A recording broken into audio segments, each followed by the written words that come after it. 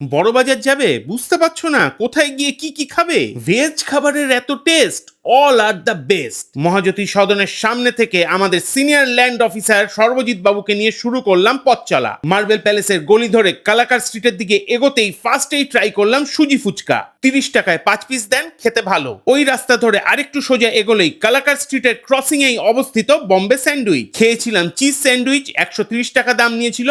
একদমই ভালো লাগেনি আমাদের খেতে, কিন্তু বড়বাজার গেলে এখানে তোমাকে হবেই যেতে। এই জায়গাটা খুবই ফেমাস। তোমরা কারা কারা গেছো আর তোমাদের কিরকম লেগেছে কমেন্টে জানিও। বোম্বে স্যান্ডউইচের ঠিক অপোজিটেই এই দোকানটা, যেখান থেকে গাজরের হালুয়া খাওয়া মাস্ট। 100 গ্রামের দাম 70 টাকা। ওখানে কাউকে জিজ্ঞেস করবে অভিনন্দন হোটেলটা কোথায়, ওখান থেকে 45 টাকা দামের পনির রোল খাবে। কালীগোদাম মিষ্টির দোকানের সামনে লাইন না থাকলে একটুখানি বোঁদে খেয়ে নিও। তারপর চলে আসবে বড়বাজার গুরুদুয়ারার ঠিক পিছনে শর্মা চাট সেন্টারে। এখান থেকে 50 টাকা দিয়ে আলু টিক্কি চাট খেয়ে নেবে, মুখে লেগে থাকবে। ঠিক তার পাশের গলি দিয়ে ঢুকে পড়বে, পেয়ে যাবে কিষান ক্যাফে, যেখান থেকে এই ছানা টোস্ট খাবে, দাম 90 টাকা।